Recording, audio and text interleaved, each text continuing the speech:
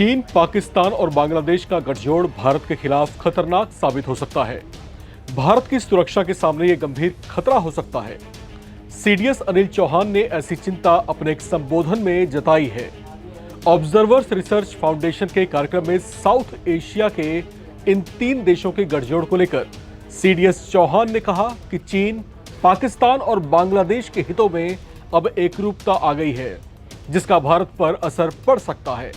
उन्होंने कहा कि इससे भारत की रणनीतिक स्थिति पर नकारात्मक प्रभाव पड़ने की उम्मीद है।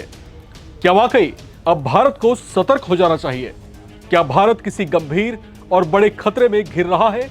और क्या भारत को 3 तरफ से घेरने वाले ये देश भारत के सामने कोई बड़ी चुनौती खड़ी कर सकते हैं?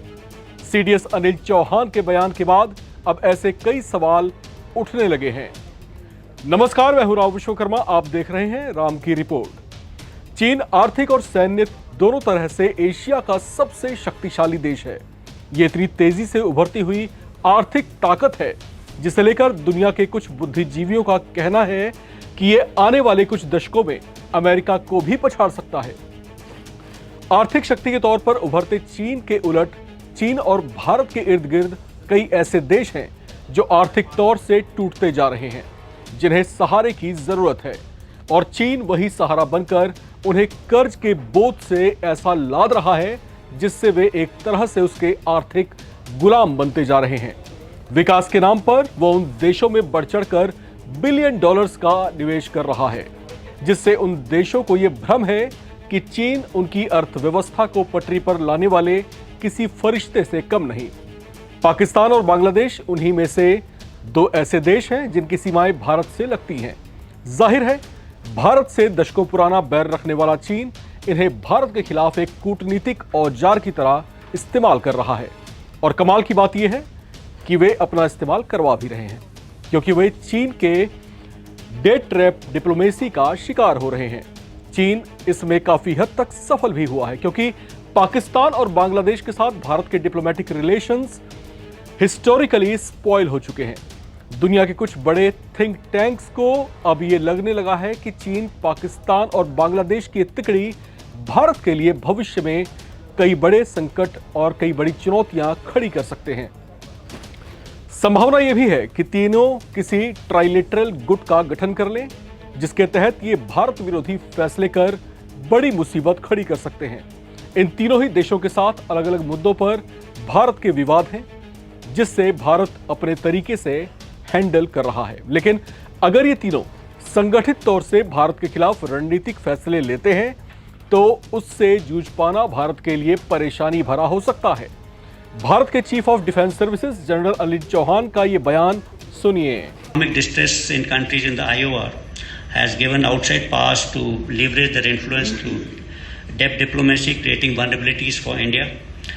Similarly, frequent shifts in government in South Asia with changing geopolitical equation and ideological views is another major challenge that we face. Similarly, there is a possible convergence of interest we can talk about between China, Pakistan and Bangladesh may have security implications for regional stability and security dynamics. इसमें वे साफ तौर से चिंता जाहिर कर रहे हैं। इस तरह के संभावित खतरों को दरकिनार नहीं किया जा सकता। हाल ही में ऑपरेशन सिंदूर हमारे सामने एक नजीर की तरह है, जब चीन पाकिस्तान को बैकडोर सपोर्ट देता नजर आया था। पाकिस्तान चीन से ही हथियारों का आयात करता है, जबकि चीन ने पाकिस्तान में सीपीईसी आर्थिक गलियारे में भी बिलियन डॉलर्स का इन्वेस्टमेंट किया हुआ है। पाकिस्तान इसे अपने लिए आर्थिक संजीवनी समझता है। ऐसे में चीन पर उसकी डिपेंडेंसी बढ़ गई है। आपको बता दें कि कुछ दिन पहले ही चीन, पाकिस्तान और बांग्लादेश के बीच पहली बार त्रिपक्षीय बैठक हुई थी। साउथ एशियन पॉलिटिकल हिस्ट्री में ऐसा पहली बार हुआ था जब इन तीनों देशों ने एक साथ चीन में ट्राइलेटरल मीटिंग की थी। भारत के उत्तर में चीन, पश्चिम में पाकिस्तान और पूर्व में बांग्लादेश के बीच हुई इस बैठक को लेकर चर्चाएं तभी से तेज हैं। इसे एक बड़ा घटनाक्रम माना जा रहा है, क्योंकि ये बैठक ऐसे वक्त में हुई है जब भारत चीन संबंधों में मधुरता नहीं है। भारत और बांग्लादेश के बीच भी कई मुद्दों को लेकर तनाव चल रहा है। साथ ही भारत और पाकिस्तान के बीच संबंध अपने सबसे खराब दौर से गुजर रहे हैं। ऐसे में तीनों ही देशों का एक दूसरे के करीब आना कूटनीतिक और रणनीतिक तौर से संदेह की नजरों से देखा जा रहा है। इसी तरह की चिंता सीडीएस जनरल अनिल चौहान ने भी अपने संबोधन में जताई है। चीन, पाकिस्तान और बांग्लादेश ने हालांकि अपनी उस बैठक को लेकर दुनिया को यही बताया कि उनके बीच व्यापार, समुद्री सहयोग, क्षेत्रीय संपर्क और इन्वेस्टमेंट आदि को लेकर चर्चाएं हुई हैं। चीन ने यह भी स्पष्ट किया था कि तीनों देशों के इस आपसी सहयोग को किसी अन्य देश के खिलाफ ना समझा जाए। ऐसा बयान देकर चीन का इशारा किसी और तरफ नहीं बल्कि भारत की ही ओर था। हालांकि दक्षिण एशिया के इस बड़े घटनाक्रम को लेकर भारत सतर्क है। इसे रणनीतिक तौर से महत्वपूर्ण माना जा रहा है क्योंकि मौजूदा दौर में बांग्लादेश में शेख हसीना सरकार के तख्तापलट और मोहम्मद यूनुस के सत्ता में आने के बाद उनका नजरिया भारत को लेकर नकारात्मक दिखा है। वहीं पाकिस्तान की आतंकी गतिविधियों के खिलाफ भारत के ऑपरेशन सिंदूर से दोनों देशों के रिश्ते हाशिए पर चले गए हैं। वहीं सीमा विवाद को लेकर चीन के साथ भारत के संबंध बेहतर नहीं हैं। कूटनीतिक स्तर पर तीनों ही देशों के साथ भारत के संबंध तनावपूर्ण बने हुए हैं। इस त्रिपक्षीय तनाव के चलते चिंता वाली जो बात है वो ये है कि इसे भारत की नेबर्स फर्स्ट वाली पॉलिसी के सामने सीधी चुनौती माना जा रहा है। आशंका इस बात की भी है कि ये तीनों संगठित तौर से भविष्य में भारत के खिलाफ बड़े कदम उठा सकते हैं। हालांकि कुछ विशेषज्ञों की नजरों में इस घटनाक्रम को ज्यादा गंभीरता से लेने की जरूरत नहीं है, ऐसा कहा गया है, क्योंकि चीन को छोड़कर बांग्लादेश और पाकिस्तान में राजनीतिक अस्थिरता वाली चीन परस्त सरकारें हैं। बांग्लादेश की यूनिट सरकार की पॉपुलैरिटी घटी है, उसे सत्ता तक लाने वाले इससे तंग हो चुके हैं। ऐसे में इनका जल्दी ही सुपड़ा साफ होना तय है। जबकि पाकिस्तान में भी शहबाज शरीफ की जो सरकार है वो जनता के मैंडेट से सत्ता में नहीं है, बल्कि सत्ता पलट के बाद वो पावर में आई थी। अगले चुनाव में इनका भी सुपड़ा साफ माना जा रहा है। बांग्लादेश और पाकिस्तान की मौजूदा सरकारें चीन के बहकावे में हैं।